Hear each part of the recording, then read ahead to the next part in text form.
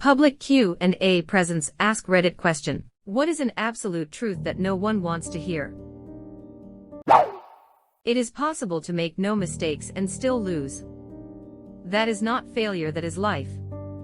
Captain Jean-Luc Picard. Conversely, it is possible to make many mistakes and come out ahead, and people forget that. They think taking a real risk is out of the question because of past mistakes. And they feel like they cannot afford more mistakes. Like it's been too long, they haven't done enough, etc. And they don't push through, and then they're staring at a wall at 29 going, holy shit, I thought it was too late when I was 20. Now I am 29, and it's definitely too late. But then you're 52 going, man, my 29-year-old self should have made some more mistakes, they could have handled it, etc. I am not 52, but I read and interact a lot with people older than me. Anyway, all this is to say mistakes are neutral markers of what works and what doesn't. Doesn't work, fix it. Works, improve it or keep it the same. So take a risk, life's a gamble. Buy the ticket, take the ride, all that jazz. Edit. Full quote is better, for life and 2020. No sympathy for the devil, keep that in mind. Buy the ticket, take the ride. And if it occasionally gets a little heavier than what you had in mind, well, maybe chalk it up to forced consciousness expansion. Tune in, freak out, get beaten. Hunter S. Thompson. You need to have your views challenged. Being around and positively engaging with people who disagree with you is one of the healthiest intellectual practices we can do. Positively engaging, absolutely. The problem is that most people are unwilling to give you the courtesy of arguing in good faith, or opening their minds. One of my university flatmates last year was doing a politics degree, but didn't enjoy debating politics with me because I had opposing views. Just because someone is related to you doesn't mean they are a good person. Edit. Thank you all for the awards. Good luck to those who have cut toxic family out of their lives, and those who are still trying to. Also, to add to this, just because someone is related to you, doesn't mean you have to like or tolerate them. Sometimes for people, friends are your true family because they accept you for who you are. They choose to stick around with you. Not because they have to. I don't speak to my abusive father and never will again, nor his side of the family. I am estranged from one of my sisters already, and I don't like most of my extended family. I do not appreciate their morals. You won't lose much at all by cutting some family ties. Circumstances depend though, OFC. You'll be much happier in the long run once you establish your life, who you are, and what you need or want for your future. Yup. It bothers me when people dive deep into their ancestry expecting to find nothing but good people. Each one of us is descended from a lot of individuals, it's guaranteed that at least one of them was an awful person. You can't control what happens to you, only how you react to it. Subreddit Stoicism wants you. Now I need a poster of Marcus Aurelius looking and pointing at me to go with this. To a point.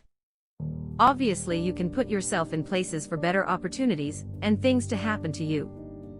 You won't just get a job if you don't apply, for instance. Just because you love someone, it doesn't mean they will love you back. No matter how hard you try to get them to, they just won't. Edit. Wow, I have never had so many upvotes or awards. Thank you guys for sharing your stories and opinions. It's funny because some of you talked about your ex.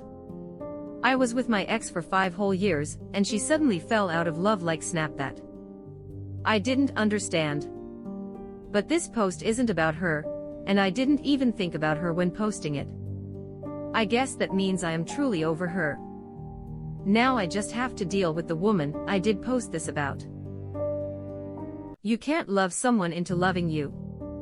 Got to keep telling myself that one. I am really feeling this one recently. Fuck, same. Reddit knows that all too well. Even though you think your kids are special, they are most likely just average. What about Carl? Carl. Or Carl. Coral. But Carl that kills people. My parents think I am a fucking genius cause I passed elementary school with like all A's LMAO. Can't wait for them to realize how fucking retarded I am now. LOL, there's still hope. I have found that a lot of the smartest people I have met think they are pretty average or dumb, and the dumbest people think they are geniuses. Maybe smart people are just more aware of how much they don't know or have met actual geniuses. Think of it this way, say you're shining a flashlight on a painting in a dark room. You can only see a flower and thus assume that the painting must be of a flower. But what if you take a step back? The area illuminated in the picture would grow, and you would start to see several other flowers surrounding the original. Even further back and you would see the entire meadow. As you pull further and further back, you would realize how little you knew originally, and how much more there is to know, to see the whole picture. This applies to knowledge as well. As you begin to learn more about a subject, you realize that you know very little of the whole truth. Your spouse or child or home or job or vacation, etc., is not nearly as important to anyone else as it is to you. Yeah, I have a friend who goes on and on about his daughter. I really don't care and it's boring, but he enjoys talking about her so much, and I am happy to see a father so consistently excited about his kid. So you have to listen and seem interested. I am sure people give me the same kindness about a few things too. Is your friend called Lieutenant Moss Hughes? Haha, yeah. Well, my friend's daughter is a little older, like maybe 10 or so, but yeah, he's a bit like Hughes. He's always showing me these pictures she made, and I guess she's pretty good for her age. Make sure he doesn't enter any telephone booths. It's a bad day for rain. And now I am sad. Brigadier General. Didn't expect to see an FMA reference here. Your last sentence is really nice. I hope that I can have that sort of introspection in my life and bring that mentality to my relationship with others. The deeper cut on this is that that's okay. You're supposed to care deeply about the things in your own life, and other people not caring about them doesn't make them less important. This is one of the things Instagram culture has taken away from us, the idea that you're doing great even if nobody likes the photos of the breakfast you made or knows who you are. For most of human history, most of our emphasis and energy was spent on our families and immediate communities. Now we're all flailing to matter to a bunch of strangers we probably wouldn't like in person, and it's wrecking our brains. Wow. That put things in perspective. Yes. Edit. That being said, I always like to encourage others to find joy in the exciting things in their lives. The world has been shitty lately, and if you telling me all about precious little quinoa, or your guided tour of Savannah, brings you happiness, I will listen and be so happy for you because people need a little extra joy right now. Yeah, I don't mind it when people can self-moderate on these things, and most people can, and are cognizant of the fact that I don't want to hear about their daughter's upcoming wedding or about their trip to Hawaii for an hour, but I have come across too many people who have no such filter, and it's so exhausting. We don't know everything and probably never will. You don't know that. Good one. No one wants to hear your shitty music in public, especially in class. No one wants to hear your shitty music anywhere. It could be my favorite song ever, but if someone's blasting it in public, it's still annoying. Life is easier for attractive people. I once went on vacation with one of my very attractive friends. I was absolutely floored at the amount of people that just went out of their way to help us, give us free stuff, etc. But I also noticed if someone ever told her no, she would lose her shit. She just wasn't used to it. This is why I am glad I am both attractive enough not to hate myself and used to failure. Average-looking people rise up. Charisma by necessity, gang, all rise. Kind of weird how the fat kid in the group is always funny, isn't it? This is why ugly ducklings end up being the best of both worlds. This is why I extra appreciate the rare days when I wear makeup. I am just average looking, but when I put in real effort, it's great. As a guy, I don't know how much it would help me, but I could mascara up a nice six-pack on my belly maybe. Or I could do the crow makeup. Do the crow. When I was thin, I never noticed it. Then some stuff happened and I gained a bunch of weight. I was stuck in my house during the period I gained weight, so it was just a total 180 when I was able to go out again. I am no morbidly obese or anything, and no one is mean to me, but people just aren't as nice as they used to be. I never realized it until it was gone. Attractive people just don't realize the benefits of being attractive. People just gravitate to you more, it's easier to make friends of both sexes, it's easier to connect with people, and you're given more opportunities as a result. It's not even about sexual attraction, though it can be, but people just naturally gravitate to you more. I never realized how much that was true until it went away. Edit. Thanks for the awards. My first ones. I noticed this going the other way. Even as a guy where theoretically it seems to matter less, I noticed more positive attention and agreeableness from most everyone than I had before. It's not that they were rude or dismissive before or anything. It's that I got glossed over and ignored more frequently. The most uncomfortable part is, after noticing this change in behavior, I realized I have always been guilty of it too. I am not mean to less attractive or heavier people, but I do focus on them less when I am not actively engaged in conversation with them. It's weird. And subtle. Exact same thing happened to me. I would been overweight to mildly obese all my life. Then, about 10 years ago, I dropped a lot of weight and discovered exercise. Without false modesty, I look quite okay now. I really notice how people are just so much nicer to me. It used to be that people either try to ignore me, or show strained smiles because they have to. Now I get attention, people flirt with me and do not get annoyed when I ask them to do something for me. I honestly did not expect how different people would treat you. And just like you, I only became aware that I do this too when it happened to me. Life is easier for rich people. Money can't buy happiness, but it can reduce stress, thus making other more difficult things easier to handle. Also, if I were rich, I could afford a therapist. I have gone from making $29K to $160K in the past 3 years. Money might not be able to buy happiness, but financial security sure as hell can. Congratulations. Once attractive people lose their attractiveness age, life can even be harder on them. People no longer laugh at their jokes that were never funny to begin with. They can have a lack of social skills that other people had to develop to make up for lack of attractiveness, etc. It's not as cut and dry as you may think. But they probably have had more success due to their attractiveness, with getting a great job, or a successful spouse to help deal with the personal blow of aging comparatively.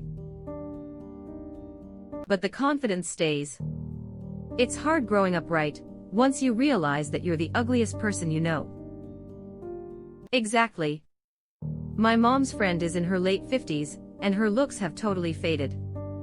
But she has $2 million in her retirement alone, just from working awesome jobs her whole life. My theory is her looks opened up doors. No matter how nice you are, people will still just be assholes to you just 'cause. Edit. Thank you so much for the awards, guys. As an avid people pleaser that takes it very personally when people don't like me, I have to remember this. Used to be a people pleaser myself. Some people really are simply pricks just because they can be. Don't ever take it personally. Their opinion of you isn't really any of your business. It's theirs alone. And you're the asshole in someone's story. I was probably the asshole in these two young adults' story today. They were at the library where I work. They lowered their masks while sitting down, and I heard my colleague ask them to put them back on. I passed by a few minutes later and saw they had taken them off again, so I decided to be harsh and asked them to put it back on, and that I had heard my colleague ask them once before, and that we weren't asking a third time. They probably are telling their friends about the evil fat library bitch right now, but IDGAF. They were older than 18, and should know better. Did you say your username to them? That's pretty funny. I should have. It's okay to be the asshole in an asshole's story.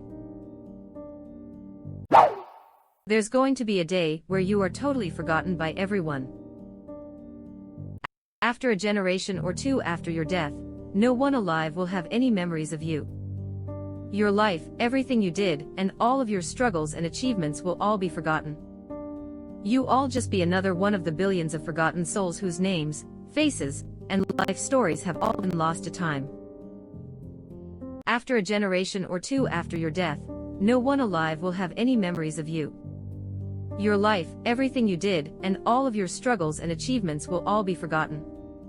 You all just be another one of the billions of forgotten souls whose names, faces, and life stories have all been lost to time. Anyway, happy 6th birthday. Don't forget to blow out the candles. Thanks, Dad. Glad you were more optimistic this year. No problem, son. Happy birthday. Yeah, but also nobody will remember that one time, I went to the movie theater, and the guy said enjoy the movie. And I said you too. So it's not all bad. I sometimes think about, say 200 years ago in some town somewhere, all the people knew each other, had relationships, events, memories, celebrated births, mourned deaths, fell in love, experienced heartbreak and tragedy, told stories of when they were younger, dreamed of what it would be like as they aged, and everything else that goes with life. Now all of that is completely forgotten save for some old records collecting dust, and maybe not even that. And not only that, but everybody who knows me or even knows I exist will die, and then everybody who knows those people, and might even conceivably have even heard of me will die, and so on. And the gravestones and monuments we spend money to have put in to make sure we're remembered, these shall last what 100 years? 200. And they'll crumble, and the grass and insects my decomposition will go to feed will die, and their offspring. Or if I am cremated, the trees that are nourished by my windblown ash will die or get cut down and decay, and my urn will decay, and before maybe 3 or 4 generations it will be like I never existed.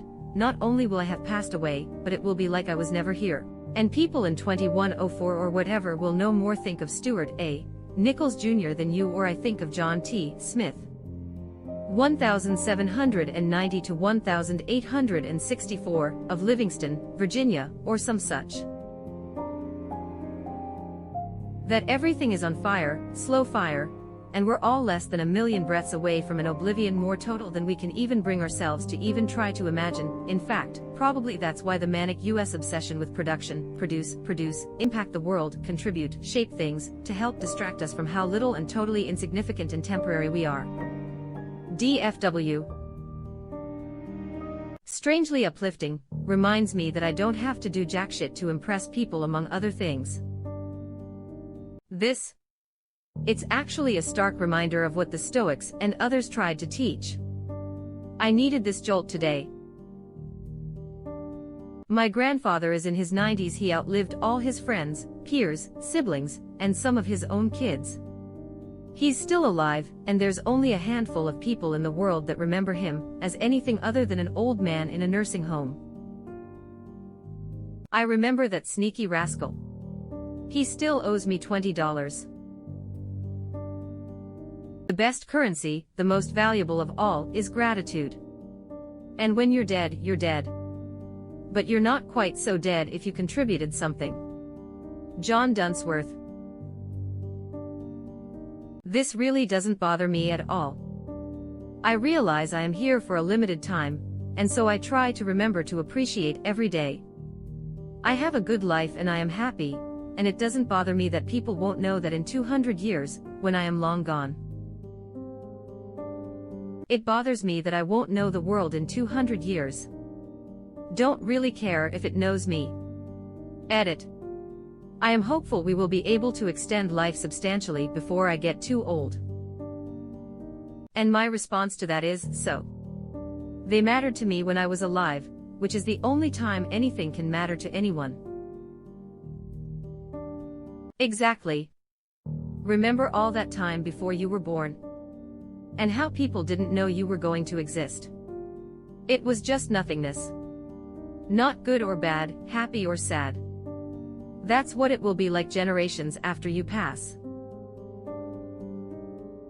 Ironically, some of the people we will remember the longest are the worst ones, like Hitler. Why is that discomforting to people? You're just as dead whether nobody remembers you or you're remembered by everyone forever. It literally will make no difference to your non-existence. I think because these days when less and less people believe in an actual God or the afterlife, people cope with the idea of death by thinking about the legacy they will leave behind, which for most of us is just being remembered as being a decent person who did good. Which people might, but it will be very short-lived. Even to your immediate family, within 3 generations you will just be a name on a genealogy website. Everyone's a hypocrite. Even you.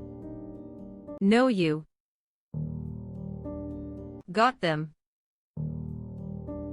Very true, although some people are less hypocrite than others. Costco has tubs of 7 pounds nacho cheese for sale at $6.50 a piece. 7 pounds of nacho cheese works out to about 2,800 centimeters 3. A typical bathtub has a volume of 160,000 centimeters 3. Here are your volumes based on weights approximately, and how many bottles you would need to fill up the tub. 120 pounds equals 50,000 centimeters 3 means you need 40 tubs for $255. 150 pounds equals 70,000 centimeters 3 means you need 32 tubs for $208. 200 pounds equals 90,000 centimeters 3 means you need 25 tubs for $162.05. 250 pounds equals 110,000 centimeters 3 means you need 18 tubs for $116. See the trend? The fatter you get, the more cost-effective it becomes to bathe in cheese. Edit. Thank you all for the votes and awards. I will reply when I get a chance. Thank you all so much, glad my cheese knowledge came in handy, and made so many of you laugh. Alright, hold up, 7 pounds of nacho cheese is only $6. Costco should hire this guy to market their nacho cheese. You'll find it in aisle 12, right next to the bathtubs. I feel like they might have already. This comment doesn't fit the requirements because I absolutely wanted to hear it. At least pertaining to Reddit where US politics are concerned. We are not a good representation of the voting population in the United States. Mainstream Reddit and the Twitterverse are but a small part of actual voters. Regardless of how overwhelmingly in support of a candidate we all might be, it's not a good indicator of how much support someone like Joe Biden or Bernie Sanders actually have. Less a fact and more my opinion now. I think Reddit tends to do their political activism on Reddit only, to where they receive overwhelming support from other Reddit users. It does nothing for their actual community or spreading a message, while still giving them the satisfaction of having made an impact. I think it's important to remember not to get complacent just because a bunch of Reddit or Twitter users support your views and your candidate. We are a very small portion of a much larger population, and we tend to do too much preaching to the choir, so to speak. I would bet that less than 30% of Reddites actually vote, partially because they're too young, and partially because they don't really care that much. Or live under another citizenship. I can confirm that as a Canadian, I have yet to vote in a United States election. Russian here. I voted. LMAO. Multiple times. In a single election. We saw that with Bernie LMAO. I was super convinced he was going to get the nomination just because of Reddit alone. After that I realized that the front page here is a little biased. And the more biased it gets, the easier it is to become more biased. People love their own echo chambers, and people hate echo chambers that conflict with their worldviews. Reddit has very likely pushed away every reasonable moderate and conservative that would be willing to have conversations with them out of subs that are political. So any sub with more than a few thousand people and lack an explicit no politics rule LOL. Push away the possible dissenting opinions, and the echo chamber gets louder and more comfortable for the people it fits with. Which further pushes out those who stuck around to offer different opinions. Which makes the echo chamber louder. A downward spiral into useless circle jerking is the end result. There's no discussion, nobody learns anything, and lots of biases are confirmed. The 2019 UK general election also made it apparent that Redditors are a terrible representation of the voting populations in other nations too. Oh god, the Brexit referendum made me realize how off base my perception of UK's stance was. From Reddit I assumed it would be like a 70 or 30 split with Stay winning. Then when Leave won, it was pretty eye-opening. Reddit is just a big echo chamber, especially when it comes to political discussion. Truth. Even if it confirms my bias, it doesn't make it true. Yeah. If the front page of Reddit was your only news source, just a few months ago you would have been absolutely convinced that Bernie Sanders was basically already the president. You are always replaceable.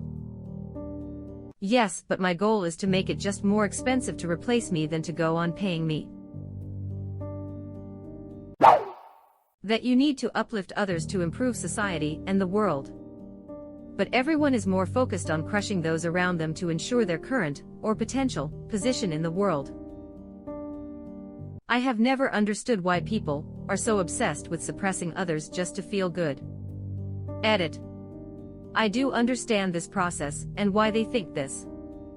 I was unable to properly communicate my tone.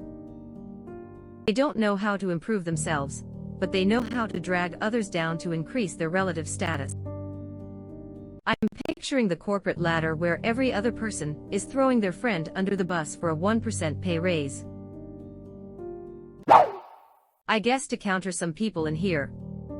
Not every real talk, tough to swallow pill, or harsh truth that you have to offer someone is going to be accurate to them, or their situation. Sometimes you're actually a fucking dick that is incapable of considering their perspective or feeling empathy towards them. /or.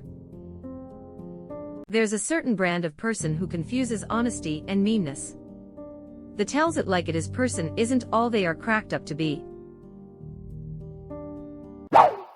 Just because you've been doing something longer than other people doesn't mean you're better at it. Driving, job role, sports, etc. Edit. Spelling and grammar.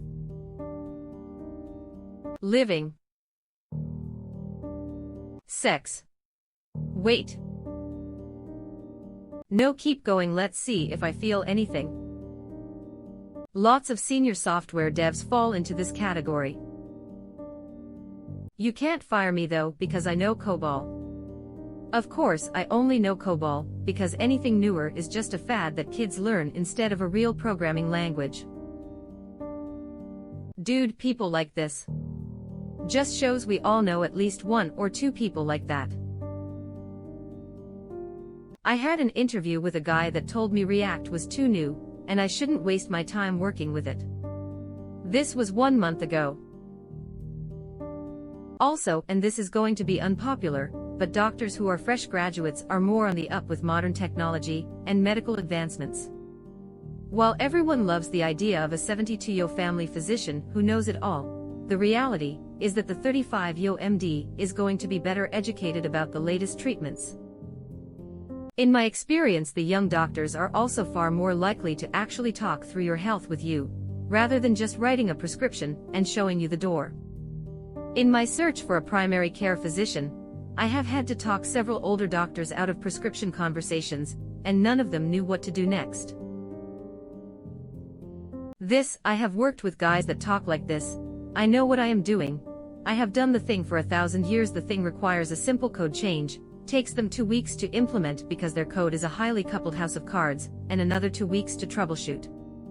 They have an excuse for every crappy design decision, but most of them can be boiled to, I didn't have time to do it right, which is horseshit. Doing it right not only takes the same amount of time, it saves a significant amount of time during the maintenance phase of your code. Spaghetti code and bad design is a serious problem, but this isn't always what is going on here. Something you learn the hard way after being in the software industry long enough is that working hard and fast and being as productive as you can all the time is a trap. You know the maxim, fast, cheap, or good pick two.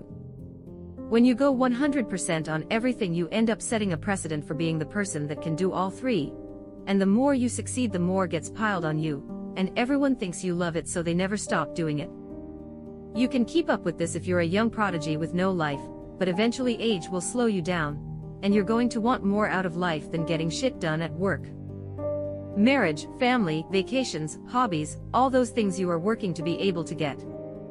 But instead you're now the single point of failure for many things, and you don't get to be anything else. These old and slow people have learned this, and if they are lucky, someone taught them before they crashed and burned and learned it that way. I like this one. Not just cause it's true, but because people need to learn it happens, and it doesn't make one's own accomplishments devalued just because someone is better. It's not just how well you do the thing, it's what you have already done. It is not like that other guy can go back in time and replace you. I have played table tennis for about 10 years. I have the level of a regular person with 2 years experience. Feels bad to suck this much, but I accept it. All you have to do to prove that is learn guitar. There are some freaks of nature out there, and then there's me. I have over 2,000 hours in a game. I am shit at it. There is always someone better than you. What about the best person? Because there is a finite number of people, someone must be at the top. Everyone loses to time, eventually. Yeah, but who does time lose to? Checkmate, atheists. Your parents fucked. Wait, people are actually having sex. I thought we were all kidding. Nah, my parents are virgins. My parents don't even have genitals. I bet they look like Ken and Barbie down there. Everyone you love will die. Everyone you hate will die. Everything ends. That there are people who won't like you or agree with you, and you won't be able to change their mind, so you just have to deal with it. Thanks for the award, kind sir or ma'am or pal. I have trouble with this one. The art of not giving a shit is not easy. It's less not giving a fuck and more learning to allocate your fucks where they are most constructive. ITT. Top 100 posts from subreddit I am 14, and this is deep. The real truth nobody wants to hear. I was thinking the same thing. I am in my 40s, and I have yet to read a single thing that has made me think anything other than I am okay with that. The big one for me that I always see is the one about how at some point no one will remember you. Okay. So what? I'll be dead. No one is at the wheel. There is no one leading the planet, just powerful people, companies, and countries all struggling together against everyone else for power, money, and control. It's all driven by self-interest. All children are innocent, but they are not all good. Some people will grow up to be fucking assholes regardless of what they are exposed to. You're not supposed to label children as psychopaths, but some of them absolutely are. A lack of a conscience is something you're born with, and you can see these traits pretty early. Children can be diagnosed with conduct disorder, which is basically like the child version of being a psychopath. For adults, conduct disorder is labeled as antisocial personality disorder, and that is the clinical term for psychopath or sociopath. I had this type of argument before. I was in a group on Facebook, and we got into an argument about how people grow up to be shitty even though they had great parents, and the owner was like, "No, you're wrong. It's always the parents' fault." She kicked me out of the group and claimed it was because I was underage LMAO. She was basically implying that people, especially children, don't make their own personal decisions and aren't individual people. Yeah, one's environment can play a factor in how they behave later on, but that's not always the case.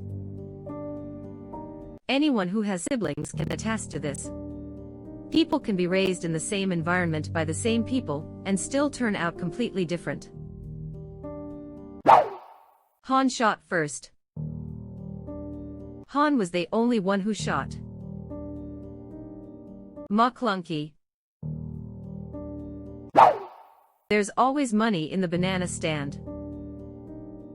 Until you set it on fire. You are probably the cause of your own problems because you refuse to look within yourself and deal with it. To be explicit, some people do have a variety of problems that are imposed upon them for a variety of reasons. But that still doesn't mean responding in such a way that it exacerbates everything. Edit. I hedged what I said with probably for a reason, and added the parenthetical bit. Some problems are not your fault individually, but it's still your responsibility to handle it. For example, no one asked to be in a pandemic. But here we are. And we've a responsibility to wear masks, socially distance, etc. If we don't do it for each other, then we can at least do it for ourselves. With that balanced view in mind, would you agree it could also be worded as: there are two parts to a problem. The actions of others and your reaction to it, and often, people fail to see both clearly. Things are going to keep getting worse on our planet, and we are in for some serious human tragedy. You aren't special. And that doesn't mean you're any less worthy of respect or humanity than any other person. My mummy says I am. Yes, I am. Corona may never go away and be in our lives forever in some capacity. Wow. You are still with us. Thanks for being such a nice person. As long as you are here, why not like this video and subscribe to our channel? Also, you can press the bell icon, so you won't miss any future uploads.